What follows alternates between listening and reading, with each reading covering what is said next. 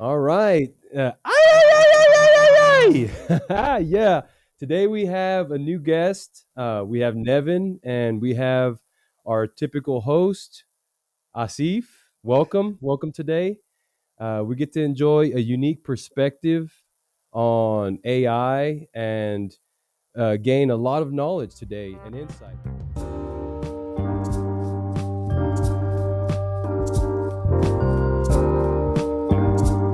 So, Asif, the mic is yours. But today I'd like to introduce Nevin. Oh, definitely. It's a pleasure to introduce Nevin. The depth of knowledge and depth of experience and depth of leadership that is the trias that we needed, right? The leadership to get things done, get things started. To have Nevin in this conversation discussing all these three topics, it's going to be fascinating. So, Nevin, welcome to AyAyAyAi. Thank you very much. It's great to be here. So, you know, we talk about AI in the sense that we understand AI from one perspective, and there's so many other perspectives, right? And when we bring those perspectives together, we communicate not over each other, but rather engage in a communication that comes into a fruition, as in we decide on taking an action, and then that action leads into a betterment of community, society, however you want to call it, just humanity in general. So managing that expectation of AI is something that we want to communicate very frequently and very well, because sometimes we get out of hand with fictional information, right? Information like, Will Smith and I Robots and Arnold Schwarzenegger with Skynet. We talk about it over and over.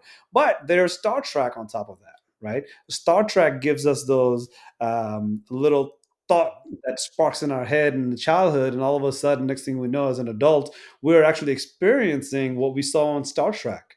Not all of it, but some of it, right? Some of the things from the Back to the Future movie has not really come to fruition. Like, we don't have fax machine in everybody's pocket. Somewhat of a fax machine, but not the fax machine that Back to the Future was talking about, right? So, Nevin, what's your thought on the current state of AI and where it has been? And are you thinking, like, where it is right now is where you thought it would be? So let's talk about the historical nature of AI first and foremost. So, AI was coined back in the mid 50s, right? But that's not when it was created. It's been around for a long time before that. We just didn't know what to call it. And as you think about that, everybody's like, it's this futuristic technologies. Growing up, we've all seen the show Star Trek. Who would have thought you had a little device on your shoulder that you could communicate long distances with no limitations, like a radio that could monitor, your health, are you doing well, and all these things. But we have that. We call it a smartwatch. We just happen to wear it on our wrist instead of on our chest as a pin. And then you have the Lieutenant Uhura's walking around with a tablet. So let's put this into perspective. At the time Lieutenant Uhura was walking around with a tablet, it was a mini computer. You know, the computers of the time would take up the size of massive buildings and had to be rewired to be reprogrammed for every specific task. So the notion of she what she was had already existed, but they miniaturized it, right? To a degree that was incomprehensible at the time. It was thought futuristic, far fetched. But today, this tablet she used to carry around, we all have it. As a matter of fact, tablets, some would tell you they're kind of going out. Those were yesterday's news. You have them on your phone. My phone, I can open up into a tablet the size of it and then shut it. Have a phone, which can be a fax machine. It can monitor my health. It can do all of these things. And so the convenience of it all is astronomical, and what it can do inside of it, the capabilities it has are currently untapped. Creative sensors inside of there to be put together to do some really unique things. So the things of the future, are here and now. Like you said, the Will Smith movie where he walked around and all the billboards changed to the ads for specifically him. I think we've all experienced that on the internet as we're going to certain sites to purchase things for our home, and then we go somewhere else and there's an ad in my email, on the same thing I was looking for over here. And some would say, well, that's just coincidence. Seems a little far-fetched to be considered coincidence. There's a linkage there, right? So and then when we look in the future of what AI could do, you know, there's certain things that, like back to Star Trek, I'm not aware. Doesn't mean it's not there. It's just I'm not aware that there's a transporter that can transport humans from one place to another, right? Um, so biological material, but we can do things as like in a virtual environment. You know, we can have a virtual environment where I can enter that through AI in augmented reality. You can too, and we can work together to do things, whether it be in development or gaming or what have you, in a virtual environment. We can actually even create things in other environments that are replicated hundreds of miles away here through 3D printing, if you think about it, right? But we don't have a way to have this stop ceasing being here that I'm aware of, a living organism, and move it somewhere else. But not to say that we can't. So you have to question these things you see on sci-fi. Are these the creative art of the possible? I would say yes. Some of it's new, some of it's just improved, miniaturized, and then you have this, and then those things that people say, I think I can make that happen. That's that science of the possible, right? And I speak of this often. The creative part and the scientific part have to exist together in collaboration to come together to create this new world you speak of. So, is there limits to what it can do? I don't think so. I can't think of what they would be from what I've already seen in my lifetime. I mean, I can only imagine in the short time that I've lived, which for me has been a long time. Can you imagine what my kids are going to see and what their kids are going to see? I can't even comprehend it. Yeah, I think there's Yeah. two sides of the conversations that you're engaging in right now. Like how you see in sci-fi for that ability to imagine things comes from the fact that you already have a memory inside of your subconscious mind that's collecting those memories already. So five senses that we have, we've been collecting. I think the calculation goes something like 11 million bits per second Yeah. for very, very long time. So however long you have lived, that's how many seconds of bits of data that you have collected in subconscious mind, and only use the fraction of it. I think the other calculation of that 11 million bits per second is that we only use 30 to 50 bits per second of those 11 million bits per second. Right. So Right. that's the And knowledge base. So we take data, we organize it, right, through its collection point, and call it a library, if you will. And so that it's structured in a way to make it accessible, right? And then that builds the knowledge base. And the data in the world doubles, they say every, I think it's 18 months or less now, if you can imagine that. That's a lot of data being collected. And the question is, how much of it is organized and structured? Very little. Just a fraction of an amount. If we could organize and structure all that, then we take that knowledge that we have and we contextualize it. And once it's been contextualized, right, now we have understanding. It's these relational, of why do we care? How these things fit together, what's the influence, what's the effect they have, and so we characterize that. So we go beyond the assessment of the data quality into characterizing it. Is what do those dependencies look like? And it's those dependencies that create a level of understanding. And we link that level of understanding to their evolution over time, their temporal mapping. Then we get what we call wisdom.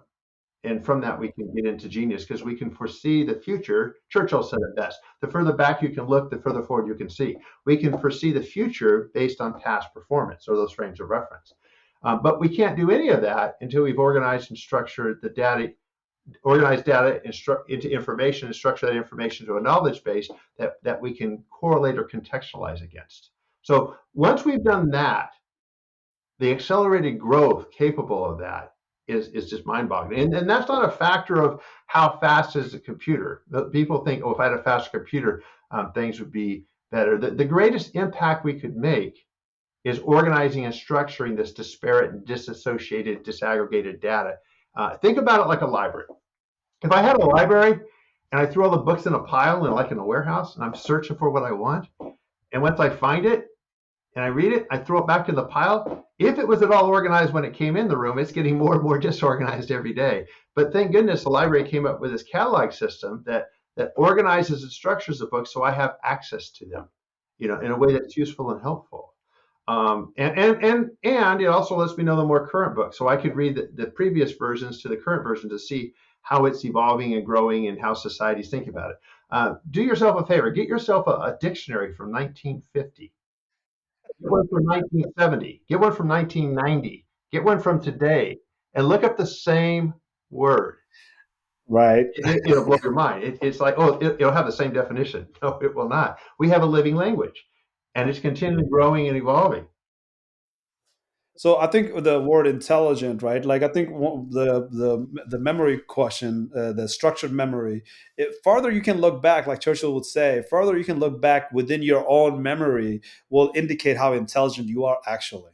Because the further you can recall your memory clearly and precisely without really losing a lot of the context behind it, it's sort of like an intelligent sign of like who you are as a person and how intelligent are you, right? So an AI that is just able to do tasks but has no memory or no imagination, like as in the creativity that humans have, we're going to start grading AIs off of this intelligence. And I think what's holding us back right now is us not to understand what it is that we want from AI, right? I think that's what's holding us back. Like what do you think is holding us back at this point now that we know so much with the data, the amount of data that we're creating? Like what's holding us back in just jumping in all in for this AI machine learning development so we can have an actual artificial general intelligence for next 10 years or so, right? And for me it seems like we're in a slow halt right now, as in like we're kind of in the cusp of making a decision but we really haven't jumped in yet. Do you feel that same way? Well, so let me describe it this way. So data feeds AI, and certain of the industry leaders will say AI stands for analytical information, which is a matter of organized data that's structured into information that makes it useful. But I guess one of the things we have to look at is when we say intelligence, how do we discern if somebody's intelligent? I have kids in college, right? And they're intelligent because they get A's, right? But how do they get the A's? Well, they're tested. Okay, but what is the testing for? Well, the teacher taught this, this, and this. So they're going to say, what are the three things I taught you? And if they can remember what they are, then they get an A and they're intelligent. But just because I can remember and recall, does that really make me intelligent? I mean, as we think through this, Einstein said it best. He said, if everybody takes thinking for granted, and if you really understand Einstein's teachings, which most people say, oh, he's a physicist, why does that relate to this conversation? Actually, no, he's a human behavioral scientist. He begins to understand thinking is something is something that you have to train yourself for, you teach yourself, you learn. And it's really important when you start dissecting what he's telling you. First of all, there's a training so you understand what everybody else knows, that's the knowledge base. And there's the teaching that helps you understand the influences from that knowledge base and how they impact and affect other things. So, and teaching and training are not interchangeable, right? Teaching is the Socratic method. I've been to a lot of universities, one of which was, Harvard, and they did a really great job because they ascribed the Socratic method. The Socratic method is not saying, this is your answer, go memorize it, it's going to be on the test. The Socratic method is asking the right questions to help you understand not just what the answer is or how it came to be, but why it is the way it is, which is an elevated level of understanding. That's why their graduates do so well. So when you talk about trying to apply knowledge without understanding, it's difficult. One of the things, Asif, we talked about one time was the historical understanding of AI. And I'll use an analogy, 2001: A Space Odyssey. I think everybody's probably seen the movie, right? And right. And then our biggest fear is HAL takes over and everything goes haywire. But HAL's not really taken over. HAL is given a specific set of instructions to carry out tasks in a predefined manner given predefined parameters. Okay. The problem here is you look at the movie carefully, you realize the reference points at some point in the journey are no longer existing. Right? It's kind of like going to the mall trying to find the shoe store. And you see all the shoe stores, but there's no "you are here" dot. So you don't know how to go from where you are to where you're trying to go. And everything goes haywire on you, right? And that's kind of what happens to HAL.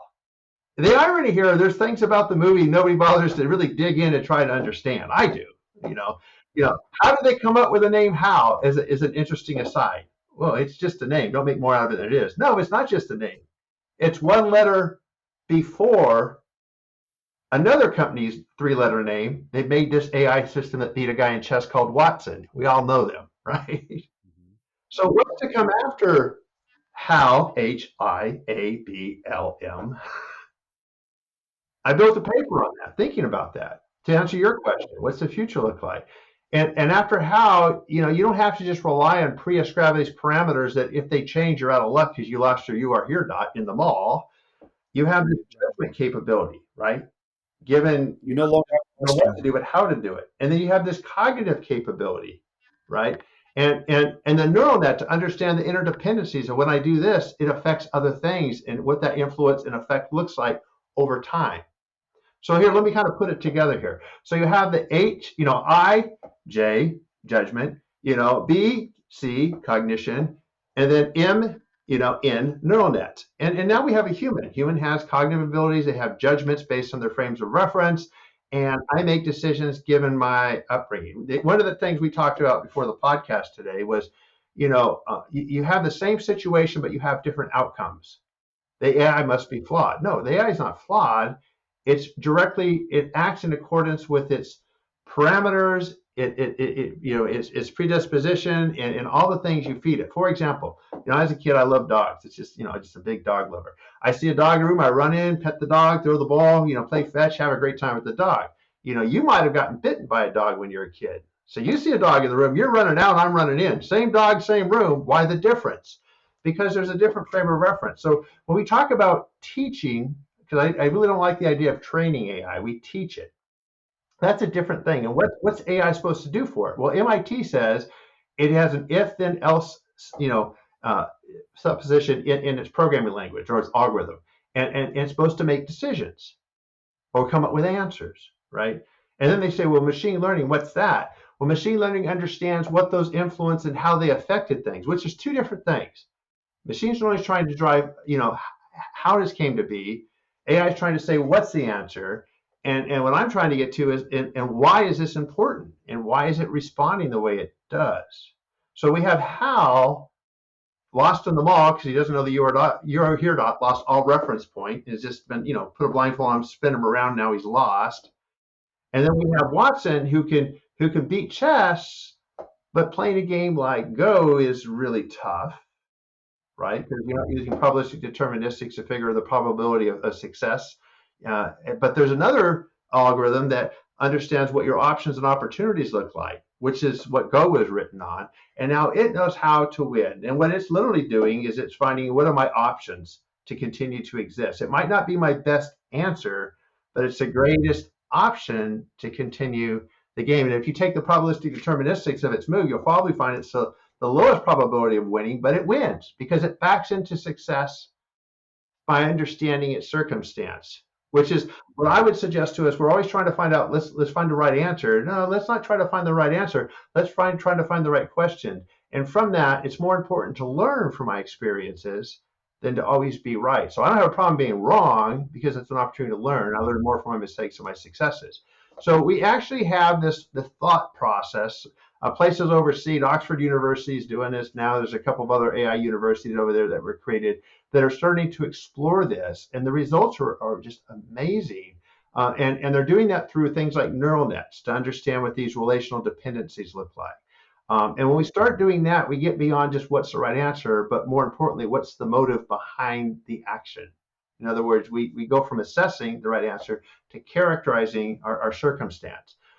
So to your question, once we are able to organize and structure data sufficiently, and we can start understanding, person with one watch knows what time it is, one person with two never quite sure, we can understand how it's evolving and what the sequence of events that created this situation, this circumstance. Now we understand all the dependencies that went into the decisions and all the background, the frame of reference that drove to our current understanding of our situation or situational awareness to understand what are those options? And from there, we can capitalize on opportunity. I wrote a paper on it called the ABCs of Intelligence, where it talks about AI comes up with great answers.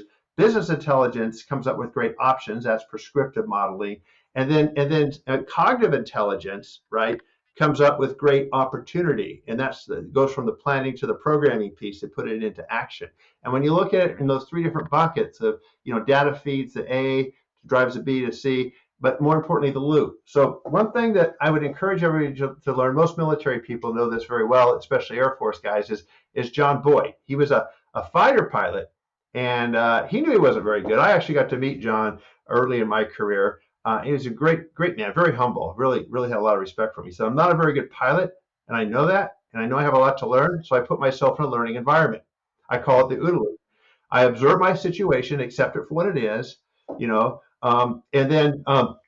then I orient to that situation given its current circumstances, right? What are the options? And then I make decisions based on available options, available information. Obviously, there's more, but I don't have time for that. And then I act not with the intent of being right, but intent from learning from that, which is the loop. So it's not a serial process. It's a circular process. And John's attitude was, these pilots make decisions better than mine by fivefold, every minute. But if I force myself to make a decision every 10 seconds, then I make 6 decisions a minute to their 1. And if I learn something from every decision, then I can outpace them. And he did. It's consistently. And that's the importance of learning, going into this with an effort to learn, not just an effort to, I have to be right. No, I'm okay being wrong because I'm going to learn from that. And I'm going to be better tomorrow than I was today. And I might not be the best today, but as long as I consistently learn, I will evolve. So to your point, to link it all back together, humans consistently start over every time they start something, with informed a little by their past actions, right? But computers don't. They pick off where they left off and said, okay, what happened the last time we tried this? Let's pick off from there and try the next iteration. And AI is not as smart as I would tell you. I don't think AI is as smart as people, but it's incredibly consistent. It's incredibly learning from past performance, which gives it an opportunity to come to a better end state long term than people do, who are always starting over from ground zero and trying to iterate that way. Well, we have to stick to our CJL, like HAL from IBM, but we're sticking to CJL in order to remind ourselves that, we are human and there's a machine that will replicate us, behave like us, right? As in, so we have to be really careful how we mirror ourselves into a machine, because, it could be troublesome, because if it starts acting like with our emotions, it could Oh go no. sideways, it could go in wrong ways. I think Lucky has a good example of that from ChatGPT. Well, I, I I wanted to cover, you can cover that, but I mean, I'll be honest with you. I am just taken back by the wealth of information that Nevin has. It just, there's so much, you give so much to cover and so much to talk about, but I'm just curious about your perspective. So a lot of different perspectives, and I'll paint the picture. Some are people from the school of thought that AI is something that augments humanity and will help humans make wiser, better decisions. And then there's a form of AI where we've gone down the road with movies, and where we see AI as artificial intelligence. And there's something about becoming aware, where the algorithm starts to identify to be more human like and becomes aware. I don't think the line is necessarily there. I think we would like that line to be there because of all the movies we've seen with Skynet and, was it Short Circuit? That was one of my favorite movies growing up. Johnny Five making it through, getting struck by lightning, and all of a sudden he's alive. Johnny Five is alive.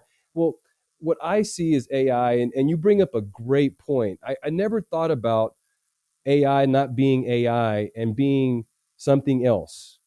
What can it be? Is it really artificial intelligence, or is it actually the inputs or the information that we provide? And so, is a phone a form of AI that improves us because now we can now get places faster, make better judgments because of the information we're getting? Or is AI, Johnny Five, and we're still way behind. And I can pretty much gauge where you're at, but I'm sure everyone else would like to hear your perspective. Yeah, so let's start with the awareness piece.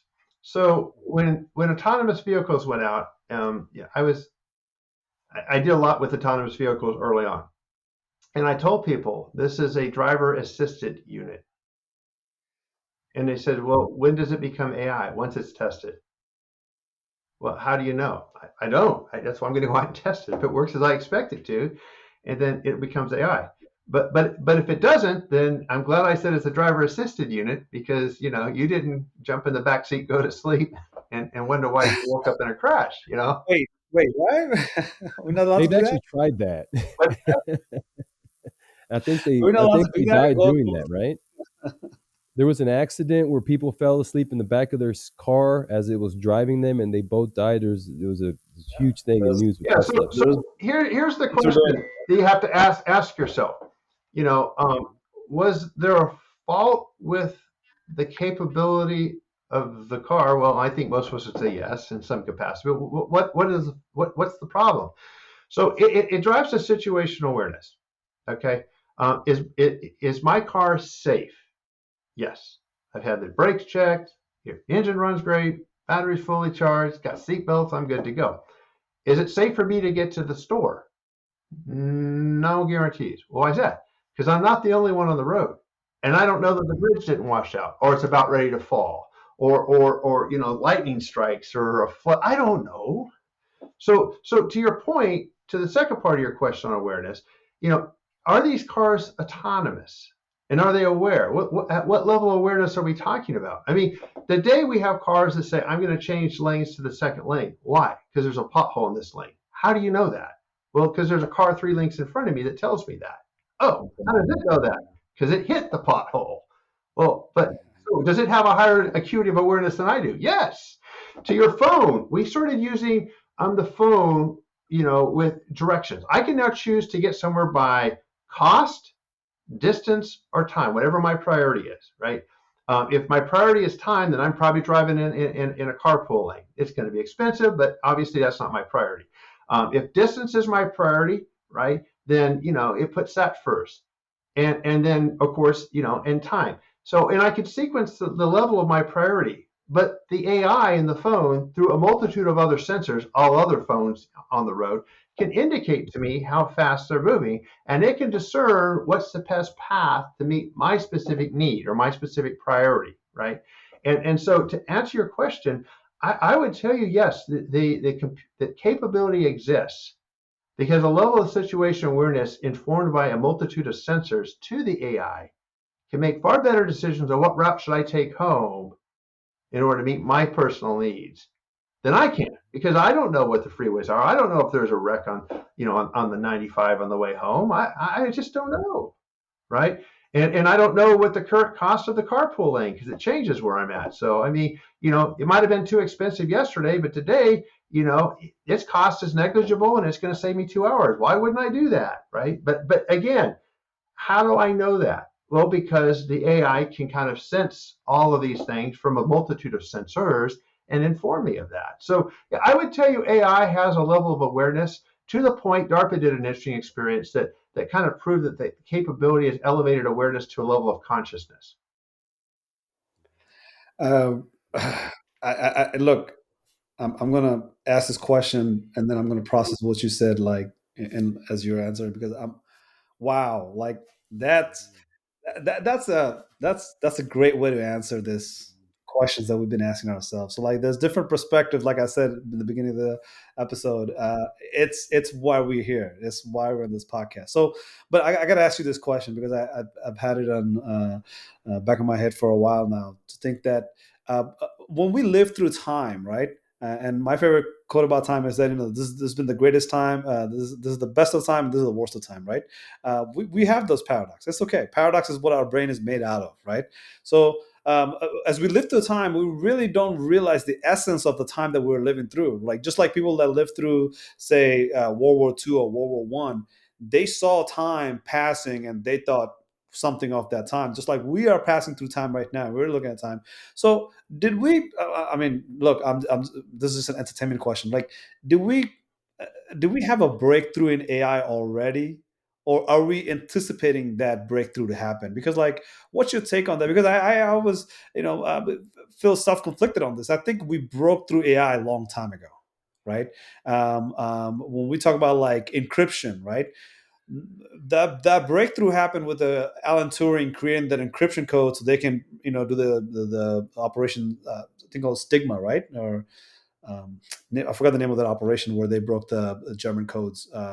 Enigma, excuse me. Enigma is the Yeah, name of the that Enigma operation. machine. Yeah. So that was like the breakthrough for AI for that time. Where I'm looking at this time in 2022, I feel frustrated that we're not as advanced as we should be, but I see huge potential coming down the pipe. So I say, did we really have a breakthrough yet? Or do we already have the breakthrough? It's just that I'm self-deprecating myself from being happy about the amount of breakthroughs that we have. What's your thought on that? What's your take on that? So the answer to both questions is yes. So have we had a breakthrough? Yeah, absolutely we have. I mean, let's just think for a moment. What are all the computations to land on the moon? I remember as a kid, I played this little game called Lunar Landing. And for the folks who are as old as I am, they know what I'm talking about. You fire the jet's rockets, and in the absence of space, the sooner you fire it, the better effect you have, the less fuel you have to use, and you don't want to run out. And so you've really got to plan ahead, right? Um, think about all the calculations we had to make early to understand the causality, the influence and effect, in order to drive the consequence of landing on the moon. And again, causality is a really important word I'd stress here. I can make a small decision today that has invest wisely and have a really great life tomorrow. Or I can just hold off, and then I've got to make an even better decision tomorrow to have the same great life, right? So you really have to have a lot of forethought. In order to have that, you have to understand the dependencies of things. So landing on the moon is the example I'll use to say that's just amazing to me that we were able to do that. Does that mean that our best years are behind us? No, because that kind of unleashed the creativity of everybody saying the impossible is only impossible until I make it possible. The I am on the impossible side, right? That's what I Yes. like to look at it. And so we got a lot of people out there, willing to try. And because things can be done virtually, right? I don't have to put an airplane in a wind tunnel. I can put it in a digital wind tunnel. And if it fails, it's just programming. I didn't use any materials. I didn't use any time. If I have a catastrophic failure and it blew up, I didn't blow up a wind tunnel. The computer program stopped running. That didn't hurt anybody.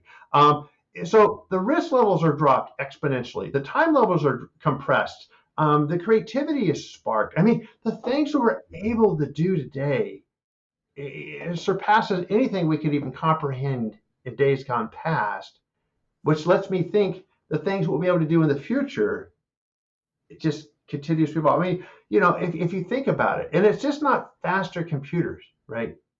I grew up in the time where, every year there was a new processor because it was faster than last year's processor, and technology evolves every year and a half, as they say.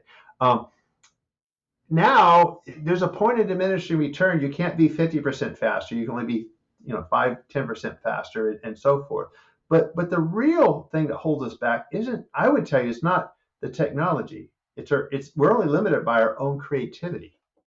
you know if somebody hadn't thought about Lieutenant Uhura with her tablet, would we have tablets today? Is a question I ask. If somebody didn't think about Star Trek with their small communicator and always trying to miniaturize things, would we have even, if we didn't think it was possible, would we have even tried? When I work with innovation organizations, I say first you have to think, which is a process of trying to think of the art of the possible, creative process, right? And then you got to try. You have the courage to try. That's prototyping, expecting it'll probably fail, but I'm going to learn something from it. I'm not giving up. As I tell my kids, as long as you do two things in life, you don't make the same mistake twice expecting different results. Some people call it insanity. I just think that's probably a stupid thing to do, and you don't give up. Eventually, you're going to figure it out, right? So that trying phase is critical. I mean, the testing, the thinking, the trying, and then when you have it, you're not done yet. You're not done. You got to test it. That's why the first autonomous vehicle was a driver assisted vehicle. We have to test it, make sure it performs as we expect. We're expecting it won't, or people are going to use things in a way that we never expected, right? Or there's a pothole in the road, or whatever. And in that process, then we eventually grow into something. We build enough credibility to establish enough confidence that people are willing to sit back and let the car do the driving. And we have those now, right? It's getting the trust, and it takes time, but it starts with the spark of a creative idea, right, and the courage to try. So to your point, I think our best years are, our golden years are behind us, but they were amazing years, and it built a strong foundation for the best years that lay ahead. As long as we're willing to, be creative and to have the courage to try, I think we'll do some amazing things. I'm hoping to live a long time just to see how it plays out, because I know it's going to be exciting. I think we share that same ambition because I'm holding up this Bluetooth keyboard, and I'm hoping that in 5 years people will start making fun of me because I was one of those people that used those Bluetooth keyboard. Because we should be just able to speak to our laptop, and that laptop would not have all the hardware and the keyboards in front of it. It would be just an augmented reality laptop, just like one that's floating in the air and working just like a screen would, but there's no hardware logistics other than a projector. And I'm speaking into the projector, and the projector is doing what it is that I'm asking it to do, like Jarvis from Iron Man, right? Whatever is fictional, it is reality. And I would like to laugh at myself and say, like, I laughed at somebody for, I guess, for living in an age where they had to do certain things that I don't have to do, right? But then again, I laugh at myself because I used to dial into 56K dial-up modem using a phone line. And those are the experiences that we have to go through, because what we went through is what we cherish as a memory. But our imagination, when we engage that into a level that, say, instead of just recalling those memory, how can we use that memory using our imagination to leave a next generation with better than anything we could possibly fathom we could have, is a better way to live, because that gives us that humanity, that experience. That I mean, look, I'm not trying to judge myself against all the other animals and mammals, but that's what creates the humanity for what we are, right? As in, we have the memory, we have the imaginations, and that imagination, when we kick it up to a notch that no other mammal can match it, right? We leave it with the next generation that is able to look back at us and say, like, wow, look at that greatest generation that left us with so much that we benefit from today. Um, and we do it environmentally safely. We do it much better. We use less hardware. And that's the reason I bought up the hardware with the laptop, is that if you're projecting a screen onto a empty space where you're able to view just like a laptop without ever using a monitor, you are living without hardware, and you are doing a sustainable part of the environment where you no longer have to dig into the ground and the earth and check out the rare earth minerals and rare earth elements to create new hardwares and continuously develop this new hardware, and you're running out of the elements to build them with. So when we decrease the size of hardware and we increase the size of our imagination, we do a favor not to us but to the next generation, because they will be able to live in a world where it's not full of smog. Yeah. I think we're experiencing smog in California and China, all over the world, but you don't want to live in a world where you cannot escape from smog and it's just full of smog, and you have to wear like some sort of air respirator to survive. That's that dystopian version of the movies that Harrison Ford made, right? So I just want to throw that out there, because, like, I completely agree with you. I completely agree with you that there's this time that's coming in front of us that is going to be much better than what we've experienced. And going away from the hardware, decreasing the size of hardware, the things that are, resource consuming, time consuming, and causes a whole lot of environmental challenges for us in the future, is something that we can definitely use our imagination for. Yeah, let me comment to that real quick, Steve. So to your keyboard example, there have been for an awful long time, probably 10 years or more, keyboards that are an optical sensor that is on the bot that plays out on your desktop. That is a picture of a keyboard, and you can type on that. And now the responsiveness, they've been working on that, but I mean, the capability exists.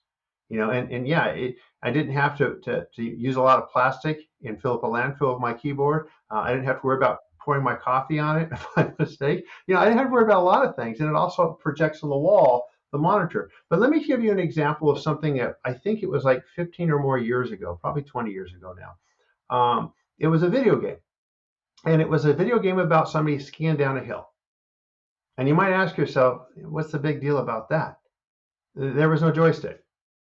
There's a little device you stuck on your finger, and you controlled the skier going down the hill by that, and you didn't move your finger. It's like, how did that work? It worked on some neural network, some neural sensors in your finger, supposedly.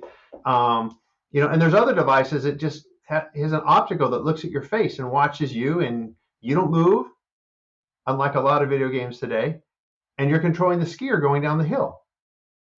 And it just, people just could not conceptualize that. Well, how did it do it? It watched your eyes. You will not go left unless you look there first, because you're not going to go left unless you make sure there's not a cliff there you're going to fall off of. It watched your eyes look left and right, and that's how it judged the direction of the skier going down the hill. It's really simple. Well, why doesn't it exist today? Because I watch people at a store with the demo of this thing. They put it on, it would work, and they throw it off their finger in fear. It's like, oh my God, it's reading my brain. It's putting thoughts in my head. No, it's just reading your neural sensors, or it's looking at your eyes, just like I am. I'm not reading your thoughts. Right. So these things exist. The question, to your point on humanity, is when are we ready to accept them into our way of doing things? I mean, something so simple like your keyboard. You're probably aware of this, but the keyboard layout of the keys that you have today is not the original layout for the keyboard. They had to reconfigure the keyboard. And the reason for that is back in the day, the manual typewriters, you would type too fast and the keys would get jammed. They wouldn't fall down. So you reconfigure the keys to slow you down. So now we have digital keyboards. We went back to the old way, didn't we? No. Why not? I don't know. So He still got look at the whole stuck with me, picture of though. this. I had to tell you, Humanity precludes progress because we're not ready to accept it. I like to say often, you're wrong if you're right too soon. So sometimes you got to be patient enough for people to accept it. Right. Wow. Lucky. I remember I remember using a typewriter, and I don't care what you say, they would still get stuck, because I had the old black one. Yeah. Where they would come over, Yeah. and they were kind of they had a shape to them, and as they would come across, they were rounded, and they'd get jammed up on each other. It didn't help me. You must be a fast typer. The only thing that did help me was my Commodore 64, though. Right. No problems there. Yeah, but if you slowed down your typing, it wouldn't have happened. Yeah. But you see my point? So we knew what the problem was, and rather than redesign the key, the striking mechanism, we redesigned the keyboard. Okay, but when that's no longer an issue, why didn't we go back to the old design? Because people go with what they know. But what if I have a better option for them? They're probably not going to go for it. Why? Because they're comfortable with what they have. So the question is you'll see a lot of the technological transformations in history were out of necessity. In other words, something happened that we can't do it the way we've always done it, so now we have to figure a new way of doing it. We were forced to learn. We're forced to change and transform. So sometimes you have to ask yourself, did these changes occur because somebody found a better solution, or did the changes occur because the old solution was no longer available? Well, there's an interesting case study. We can, we've all been digital immigrants, or, but we've seen how, and Asif, touched on it, where back in the day, we used to all have an extra phone line at home just to connect to the internet, or a couple of extra lines because, kids would be on chat lines. But we grew from having to dial into the internet to always having internet. And that you weren't really forced to do it.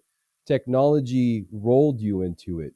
It was first cable modems, and then DSL came in, and those were typically business solutions, but then they made their way into the consumer side. And then consumers are like, well, why should I dial up? It's a problem. Most of the time you never got 56K. You never got 3,300 baud.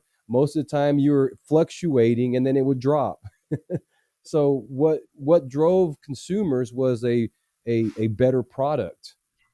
It's still, but there wasn't anything scary with AI though. And what I see that as a type of magic almost, where people see that as, how does AI do that?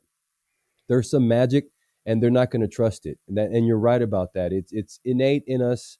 People are scared of seeing magic. You ever see David Blaine do a magic trick where frogs come out of his mouth, and all of a sudden everyone's running around scared? That it's going to seem like magic to many, and that's going to definitely deter most.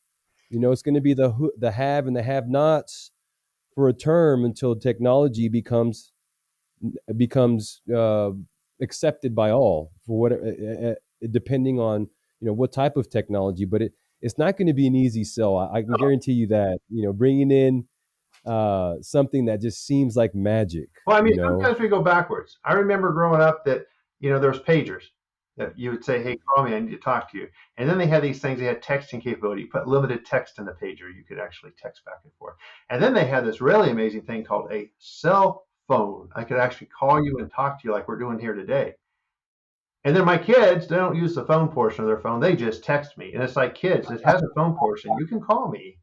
Oh no, Dad, I texted you. It's like, well, when did you tell me? Well, I texted it. Well, that's not talking to me. So one day I saw the kids in the living room years ago, and they're texting frivolously. I'm thinking to their friends, and then watching them, it's like, no, they're texting each other. I'm like, you're sitting right next to each other. So, I mean, there's a certain part of what we talk about here today, that goes to what we are ready for AI, what we're willing to allow AI to do for us, and are we comfortable with that? I mean, some people say, what's going to take over? Only if you let it. I am a strong believer of that, but again, you have to look at, the pros and cons, what it can do for you, what's the cost benefit analysis. And at the end of the day, is it helpful? I mean, you go on a cruise ship in this day and age, people say you don't get boarding passes anymore. You used to have these little token things that had a proximity sensor, and it's like you keep track of where you're at in case there was an accident. They could save you for safety or for security or for getting on and off the boat. And people didn't know what that was. It's like, it's a proximity sensor in the little medallion they gave you. That's why you don't need a boarding pass. They don't even use those anymore. They're using facial recognition. Oh, that's this new AI. No, it's not. It's been around for 30, 40 years back. It was developed initially back in Vegas in the casinos to keep track of things, So, I mean, it's just not the technology, but the application of it is a good conversation to have, right? Sometimes it can really help society. Sometimes it can hurt society. Sometimes, it can create a good, secure environment, and sometimes it can create, a lack of privacy. And these are the conversations that obviously we're not going to get to here today, but these are the conversations that people are having, and I'm glad they're having them because, with these new capabilities, comes some decisions that need to be made. Is the car safe enough for me to go to this autonomous vehicle to go to the store? Well, how much history do you know about it? Not a lot. Probably, I think we need to get a little more information so we can build enough credibility of its capability and confidence in it so we can trust it. Okay, good. But you don't just say no. You say no, not yet, and then you figure out, okay, where are you at with this? And you have that conversation. I mean, AI, honestly, I don't think there's limits to what it can do, only by our own imagination and our own and what we're willing to accept. And if it does bad things, then maybe we should have not have accepted it. I mean, so we do need to look at that carefully. Of, is it serving society? It's really important that if we're going to introduce it and implement it, that it serves society and it serves it well. And that's an important conversation to have and a consideration to make. Yeah, I think I advocate for two groups of people based on my affiliation. Right, first one is for military veterans, right, and then I advocate for workforce. And I necessarily cannot say, oh, I advocate for this group of workforce because humanity is workforce, right? So when we have to address and continue this conversation about how you could be so right that you're so wrong because the time wasn't right, Yeah, like that happened a bunch of times in history. It will continuously happen repeatedly. Um, what I think from the workforce perspective, as in the workforce that is not engaged in this topic, in this effort, contributing with their feedback, contributing with their concerns, contributing with their perspective, right? So let's say, for example, uh, a workforce that is not included in the development, they will be left out to say, how do we replace that workforce so that AI can do the job? Now, the workforce that doesn't understand AI will have a different poisonous view against that AI. But that AI was built just the way AIs are built, which is to say, whatever data you feed me into is what I will execute, right? But when the workforce is engaged in feeding that data into AI, now you have a different sort of AI. That AI is to augment or assist the workforce, right? Um, I mean, majority of the human beings that are experiencing 2022 is a workforce, right? That workforce that is able to say, like, I can do less, but actually I get more done because of something that's augmenting me. I'll accept that. But something that replaces me and leaves me in a disadvantage, I am not for it, right? So I think when I'm advocating for AI development, especially AI design, I think of it from the perspective that we need to engage more than what we can address in software development, more that we call for in software development. As in, when you develop software, coding and programming, it has actually limited implication, even though it's a wide implication, but it's limited implication. And I think, Nevin, me and you, we talked about safety, privacy, and security. We talked about human in the loop. Right. And so increasing that human in the loop to a level of not software, but beyond that, right? We need to educate more people as much as possible to get them to understand what are some of the implication and how to trust that AI, just to look that AI into the face, as in facial recognition, and to say, I know what that facial recognition is doing. As in, I understand what are the limitation on our capability with that facial recognition, because not all facial recognitions are the same. If it's overseas built by a communist party versus if it's built by somebody within states with the regulations that comes with the uh, uh, regulations that are coming out of Washington D.C. Right. So we have to understand these kind of complexity, and we have to teach that. We have to provide that knowledge to general population, so that way we are building trust, even though it's a slow trust, slow over time trust. We have to develop that through knowledge sharing, and this is what this podcast is about mainly, right?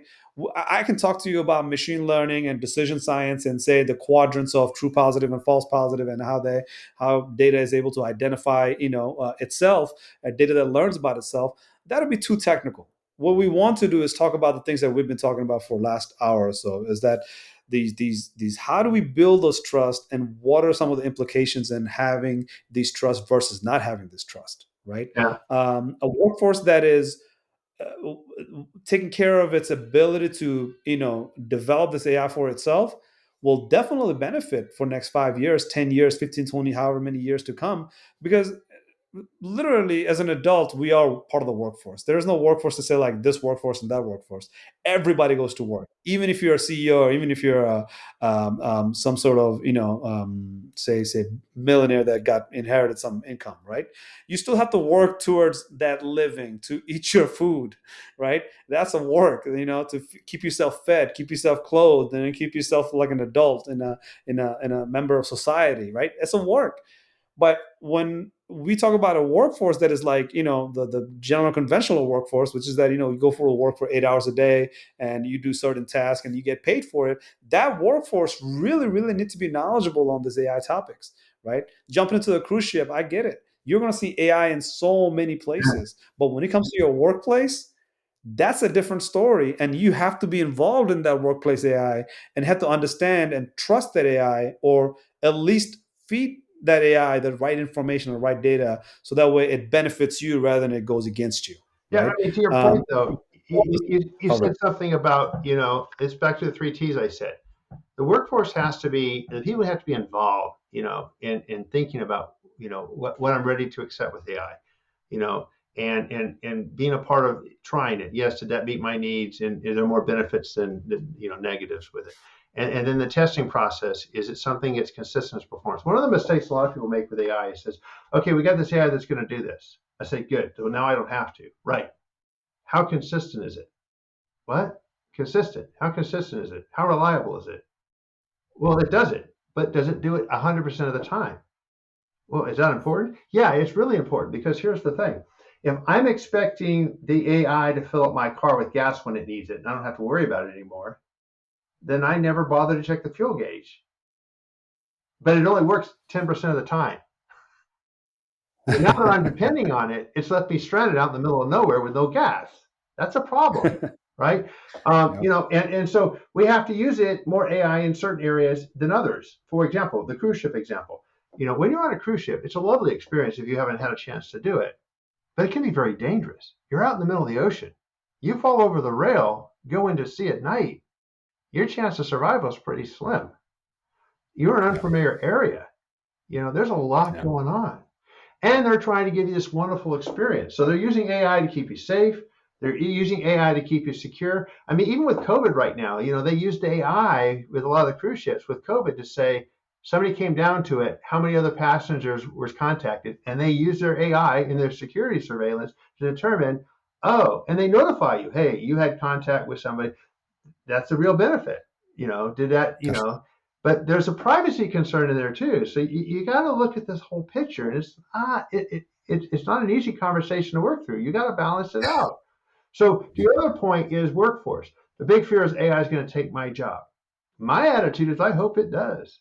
Because here's the thing. When I first went into the workforce, I did this really low-level job, and then I mastered it, and I moved up. And as soon as I could get somebody else to take care of that job, and it became my goal in work is to work myself out of a job. Everybody else wants to keep a job. I'm trying to work my way out of it. And the quicker I can do that, the better I am, right? So I can create a self-synchronizing, self-sufficient environment that they don't need me anymore. Well, can you imagine, who are they going to promote? The guy they don't know, or the guy who just made this whole operation autonomous? Well, they're going to promote him. So now I've moved up again. So AI can, if you do it right, can actually get the things about your job you don't like, the remedial tasks that nobody wants to do, which you have to do because it's part of the job. Turn that over to AI, elevate yourself, and then you get to be the decision maker. Not the same decision every day, but the the unusual decisions that the unforeseen circumstances, like Hal. He had to wake up Dave and say, hey, Dave, I don't really know what's going on here. I'm a little uncomfortable. I need a little bit of input here. And that's how that movie kind of evolved, right? So we're kind of back to where we started today, but that's how it worked. And then are you applying your AI like Watson, trying to understand what's your greatest probability to win? Are you trying to do your AI like Go, saying, how do I stay alive? Because evidently how you win the game is be last person standing. Or what DARPA did with Capture the Flag. There's some YouTube videos that are really fascinating, where they have these 5 independent computers that, once they started, they were disconnected from the net, power, they were all self-sufficient, and they started kind of doing this Capture the Flag game. And the one that won did something very interesting, unique, and innovative. I won't spoil it for you. You can watch the video. But that's why I say, a lot of people would say, oh my gosh, that wasn't part of the original training. No, it wasn't trained. It was taught. This is why teaching is so important.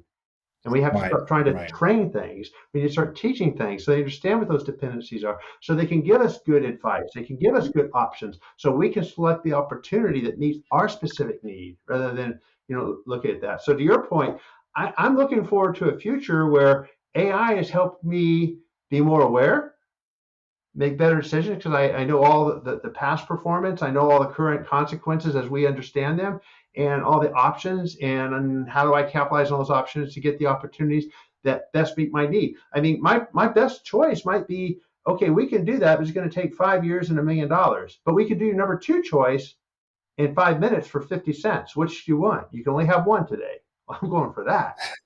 Why? Because I get it now. And the probability is, I don't know if I'm going to be, in 50 years, who knows what's going to happen.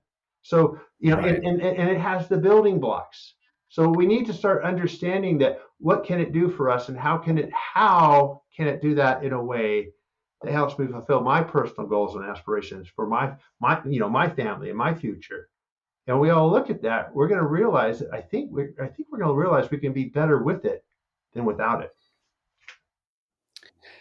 Uh, Good news, I think, that Lucky loves this generative AIs, and the Chat GPT is the ability to create so many more technology on top of Chat GPT, which the text based NLP based AI that is taking the market by storm right now is a good indicator of what's going to be built on top of these AIs, because these AIs, once they're able to communicate using text, they're able to execute and show us based on our but its ability to confirm with us that, hey, is this what you really want me to do? Do you really want me to create that video for you, the video of like 2 hour long movie that you want me to build? It's going to take up some process. This is how much it's going to cost you, and I'm going to develop this movie in less than 30 days or 30 hours, however long the computational process takes, right? So these NLP capabilities that are coming into the market right now, the future is very bright, right? The use cases that are just going to stack up on top of these text-based document AI, NLP AIs, right? The ability for text to go text to speech, text to image, text to video, possibilities are endless. Text to drive me to my next location. That's the text, that kind of AIs that we want, right? This Jarvis-like voice command that will be able to understand us with situational awareness, which I love that word because I learned it from you. Situational awareness, that it understands Asif, but it also understands Nevin for Nevin's purposes, right? So when Nevin speaks and says, "Take me to my favorite location," it knows where that favorite location is because it's been there before.